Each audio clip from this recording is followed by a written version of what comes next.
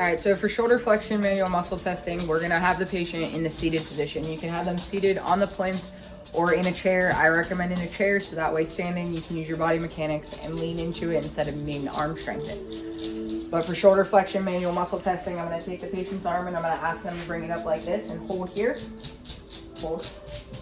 And then I'm gonna stabilize at the scapula and I'm gonna provide resistance at the distal end of the humerus. Say hold here, don't let me push you down. Good. If your patient's unable to go through the full range of motion against gravity, then we're gonna take them to the side lying position so that we can test them against gravity. So supporting the arm, I'll ask them to lift up overhead. Go ahead, raise your arm up overhead. I'm gonna this way. So all I'm doing is supporting the arm so that it doesn't have to worry about holding in this direction, seeing if the patient can get through full range of motion in a gravity eliminated position. For range of motion, we'll have the patient lay on their back.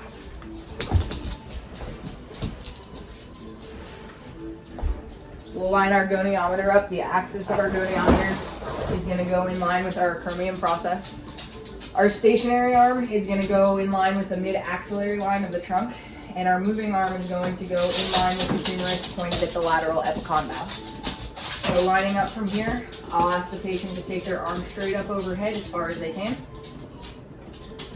Following around. My patient has 180 degrees of shoulder flexion. If she was lacking range of motion, say we only had 150 degrees of shoulder flexion in this position, I would then passively move her to see if I can get increased range. So for manual muscle testing for shoulder extension, we want to have our patient laying in prone so that way we're moving against gravity. So I'll start by seeing how far the patient can move through the range of motion in a gravity resisted position. So go ahead and bring your hand up towards the ceiling for me. Like, keep your arm straight. Good. So my patient has full active range of motion. So from this position, I'll have them come back down. I'm going to move you up. Hold here. Don't let me push you down. Stabilizing at the scapula and resisting at the distal humerus, just proximal to the elbow. Hold here, don't let me push you down. That patient has a 4 out of 5 muscle strength. For a gravity eliminated manual muscle test, if they're unable to go through the complete range in that gravity resisted position, I'm going to take them back into sideline position. Again, I'm going to support the arm so that they don't have to worry about movement in this direction or this direction. Relax. And I'm going to ask them, go ahead, bring your hand back towards me like you're trying to extend your shoulder and see how far through range they can move. Watching for compensations as they start to roll forward or bend at the trunk. Go ahead and roll back onto your belly.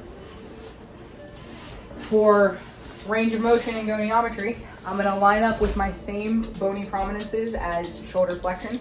So my axis is going to go at my acromion process. My stationary arm is going to go at my mid-axillary line. And my moving arm is going to align with my humerus pointing at my lateral epicondyle. So if I start lined up here, go ahead, keeping your elbow straight, bring your hand up towards the ceiling. Like this. Bring your arm all the way up as high as you can. Here my patient has 35 degrees of active range of motion, but I can see that there's some weakness there. So I know that if I passively move her, I can get more to that 45 degrees of range of motion. So that's one of the things that we want to pay attention for in patient fatigue. When I did my original manual muscle test, she was able to get through full range, but she can't hold there. And so I might want to note something about the endurance, but I'm definitely going to be careful of that when I'm trying to do my range of motion assessment, is I need to understand my patient's not going to be able to maintain their active range of motion position very long. I have to be quick with my measurements and provide support as quickly as possible. For shoulder abduction manual muscle testing, we're going to have the patient in seated. Again, we can either have them seated on the plinth or seated in a chair, but for body mechanics purposes, it's typically easier to have them seated on a lower surface. I'm going to have the patient standing so that I'm not in the way of their range of motion. I'm going to have the patient with their thumb up, bring their arm through the full range of motion. So how high can you bring your arm up overhead? So she has full active range of motion. I'll bring her back down here. Hold here, don't let me move you. Stabilize at the scapula, resist at the distal end of the humerus, just proximal to the elbow. Good. I would give my patient a 4+ out of 5 muscle strength. For manual muscle testing in a gravity eliminated position, we'll place our patient in supine. If we have a large enough mat, we don't need to provide support, but if we only have a plinth and the width doesn't support their arm, we're gonna wanna provide support and take them through the abduction range of motion. So you're coming out to the side, I wanna see how high you can go up overhead. And see if my patient can go through full range. If they can go through full range, then they have a 2 out of 5. If they can't get through that range, I'm looking at the difference between my 1 plus, 2 minus, and a 1. If they don't have any movement at all, I'm looking to see if I have a palpable muscle contraction. If they have at least that, they're a 1. If they have no movement and no palpable muscle contraction, they're a 0. For goniometry of shoulder abduction, I'm going to keep my patient in supine. I'm going to line my axis up with my acromion process on the anterior aspect of the shoulder. My stationary arm is going to stay in line with the sternum, so parallel to the sternum, and my moving arm is going to follow the lateral epicondyle, stay in line with the humerus. This one can be tricky with positioning on. Sometimes I like to stand above my patient, depending on how I have them positioned. Sometimes I just get them moved out to the side. If I know they have at least this much abduction range of motion, and I'm not worried about measuring from 0, I may just start them here so that way I can be out of the way. Keeping your arm on the table, I want you to bring it up over your head as high as you can. So my stationary arm is parallel to my sternum. My moving arm is in line with my lateral epicondyle. My patient has 164 degrees of shoulder abduction actively. If I passively move her, I get 178 degrees of shoulder abduction passively. It's important again to remember my functional range of motion. She had full range and she was able to resist against moderate to moderate maximum resistance, so she got a 4+ manual muscle test grade. Even though in this position with capsular tightness, stabilization of the scapula, all of those things, actively she didn't get full range. And so I'm not going to modify my manual muscle test grade, but I am going to note those differences between my active and passive range of motion for goniometry. So manual muscle testing for shoulder scaption, we're going to have our patient in seated. Again, I think it's easier to have my patient lower than me, so I have my patient seated in the chair. We're testing in the scapular plane. So I don't want shoulder flexion and I don't want shoulder abduction. I want to come 30 degrees anterior to the frontal plane for shoulder scaption. So I'm going to show my patient this motion. In this plane, I'm going to have you start at the bottom and raise your arm up as high as you can overhead. Good. We're going to come back down the middle. Hold here. Don't let me push you down. I'll stabilize at the scapula, resist at the distal humerus, distal humerus, proximal to the elbow. And my patient has 4 out of 5 muscle strength. For horizontal abduction manual muscle testing, I'm going to have my patient in supine with their arm abducted to 90 degrees and their elbow flexed to 90. And I'm going to have my patient, or I'm going to ask them to bring their elbow up towards the ceiling as if they were doing a row. So I can watch for the compensation start to occur here. This is where her range of motion approximately ends. So knowing that she can go through full functional range, I'm going to ask my patient to come up until you feel my hand. Hold here, don't let me push you down. I'll stabilize the scapula, resist at the distal end of the humerus. And my patient has 3+ to 4- muscle strength there. I was able to break, but she was able to hold against some resistance. For manual muscle testing in a gravity eliminated position, I'm going to position my patient seated so that their upper extremity can be supported with their shoulder in approximately 90 degrees of abduction. Ideally, I'd like her up just a little bit higher, but the positioning of what I have available, this will work. I'm going to ask my patient to bring their elbow back towards me, and if I get movement through there through the full range, there are 2. If I don't get movement, I'm feeling for the rhomboids and middle trap and posterior delt to see if I get a palpable contraction during that motion. For goniometry of horizontal abduction, I'm going to keep them in a seated position, but I'm going to not support her or have her supported, so this actually works well for the position that I need. Actually, I'm going to have you switch arms so you can relax this one at your side. When we line the goniometer up, we're going to again have our axis over top of the acromion process this time. We're going to have our stationary arm running either parallel to the clavicles so that we're running just behind the neck, which can make it difficult to keep your axis of rotation, or you can have it straight perpendicular out from the cervical spine. And so a lot of times it's easier to have that as your starting 0 because then your arm doesn't get in the way and skew your measurement. So I'll have my patient come up to 90 degrees of shoulder abduction, hold there. If this is my starting 0 position where she's at neutral, I'm gonna ask her to bring her elbow back towards me. I'm gonna keep my stationary arm still and my moving arm falling in line with my humerus pointed at my lateral epicondyle. You can go ahead and relax. And she has 34 degrees of active range of motion. Passively then, I would apply resistance, but 35, I believe, is our normal range of motion for horizontal abduction. So I didn't have much need to assess passive there. For manual muscle testing of horizontal abduction, I'm gonna have my patient in supine. I'm gonna again have them start abducted to 90 degrees and I'm gonna have them flex their elbow to 90. And I'm gonna ask my patient to bring their arm across their body as if they're trying to touch their opposite shoulder, keeping this elbow position. So go ahead, bring your arm across as far as you can. Good. We're gonna come back.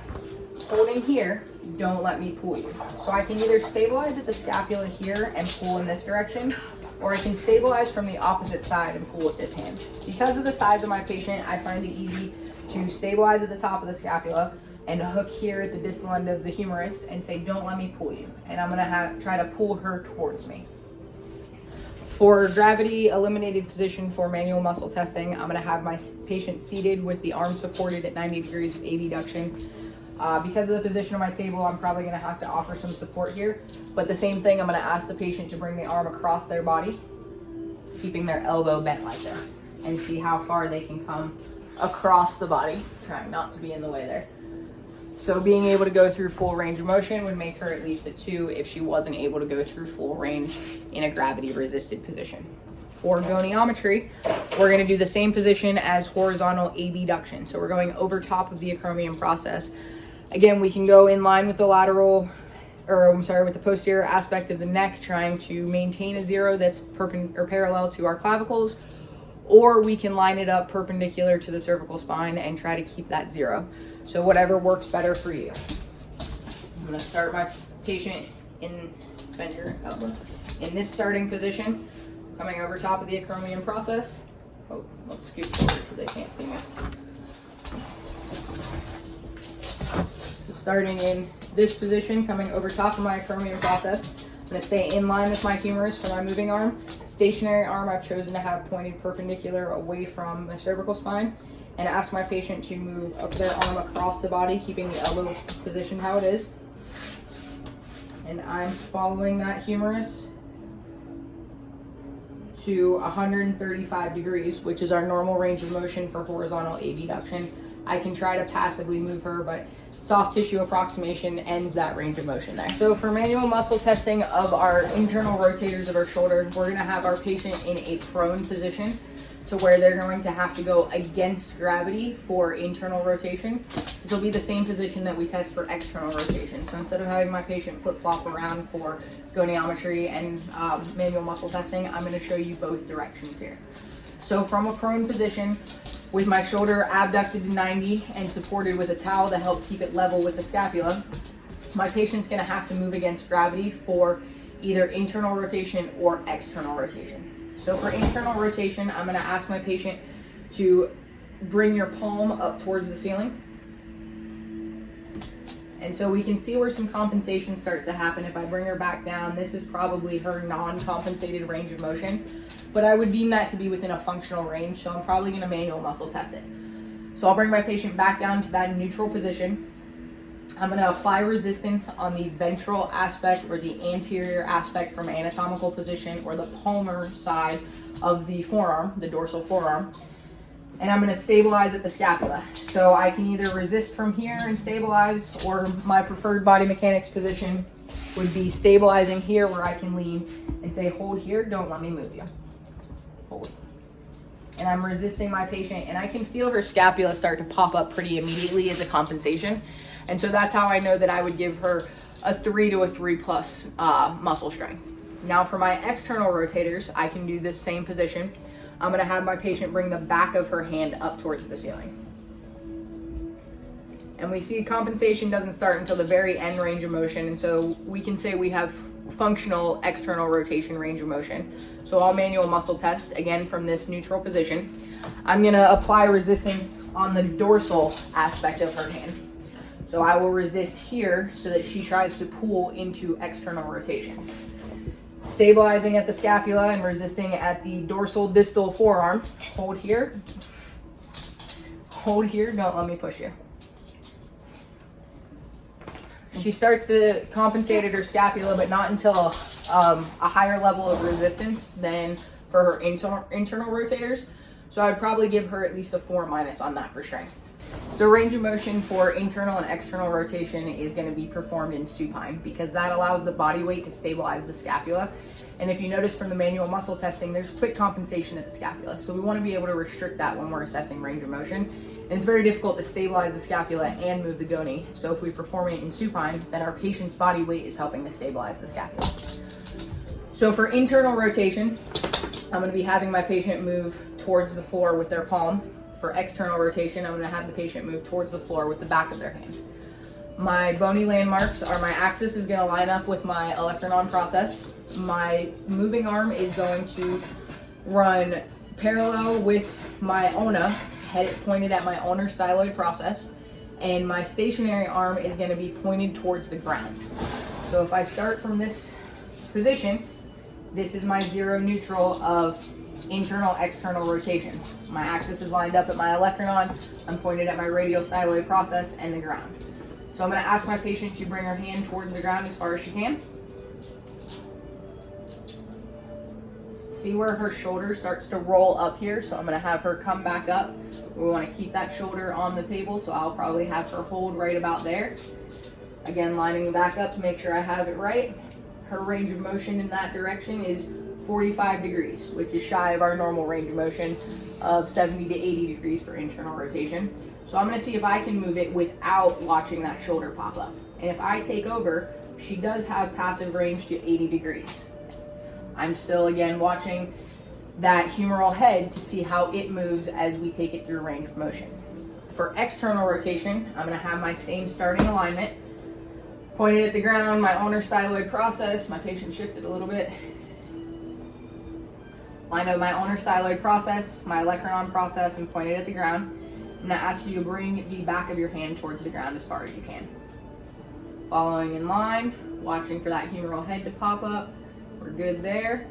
We have 70 degrees of active motion.